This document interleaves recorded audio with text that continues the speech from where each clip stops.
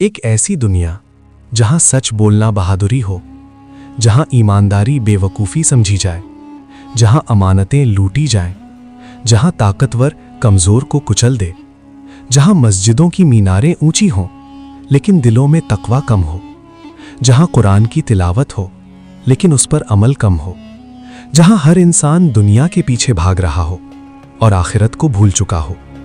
क्या ये सिर्फ कल्पना है या हम पहले से ऐसे दौर में जी रहे हैं? जब जुल्म अपने चरम पर होगा, जब इंसाफ बिकेगा, जब खून सस्ता और इंसान की इज्जत महंगी हो जाएगी, तब अल्लाह अपनी रहमत भेजेगा एक ऐसे इंसान के जरिए जो नबी नहीं होगा लेकिन नबी सल्लल्लाहु अलैहि वसल्लम की उम्मत का सच्चा रहनुमा होगा। वो है इमाम मेहदी। सबसे पहले एक अहम बात समझ लें, इमाम मेहदी कोई नया दीन नहीं लाएंगे, वो कोई नई किताब नहीं लाएंगे, वो इस्लाम में कोई बदलाव नहीं करेंगे, वो उसी दीन को जिंदा करेंगे जिसे हमने कमजोर कर दिया है। हदीसों में आता है कि उनका नाम होगा मोहम्मद बिन अब्दुल्ला।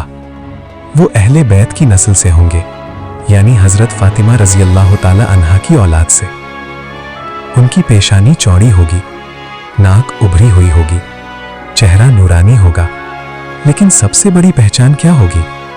उनकी सादगी, उनकी परहेजगारी, उनकी झिझक। वो खुद कभी दावा नहीं करेंगे कि मैं मेहदी हूं, बल्कि लोग उन्हें ढूंढेंगे, हालात उन्हें आगे लाएंगे। हदीसों में कई निशानियां बताई गई हैं, फितनों की भरमार, मुसलमानों का आपसी झगड़ा, अमानतों का खत्म होना, झूठ का आम होना, सच्चाई का दब जाना।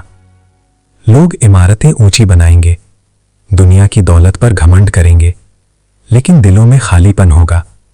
हर इंसान कहेगा मैं सही हूं, लेकिन हकीकत में हर कोई अपने नफ्स के पीछे होगा।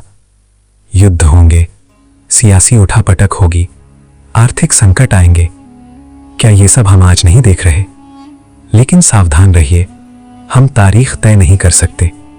मेहदी का आना अल्लाह की हिकमत में है। जब हालात चरम पर पहुंच जाएंगे, लोग एक सच्चे नेता की तलाश करेंगे। मक्का की पवित्र धरती पर, काबा शरीफ के पास इमाम मेहदी मौजूद होंगे।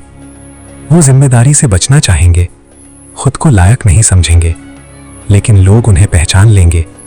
हजरे अस्वद और मकाम इब्राहिम के बीच उनके हाथ पर बैयत की जाएगी। वो मजबूर होकर स्वीकार करेंगे, और यही वो पल होगा जब इतिहास बदलना शुरू होगा। उनकी हुकूमत 7 या 9 साल चलेगी, लेकिन वो साल सदियों के बराबर होंगे। इंसाफ होगा, जालिमों का अंत होगा, मजलूमों को उनका हक मिलेगा। दौलत इतनी होगी कि लेने वाला नहीं मिलेगा। जमीन अपनी बरकतें निकाल देगी, बारिशें समय पर होंगी, फसलें लहलहाएंगी। लोग कहेंगे ये वही दौर है जिसका वादा किया गया था। लेकिन सबसे बड़ा इम्तिहान अभी बाकी होगा।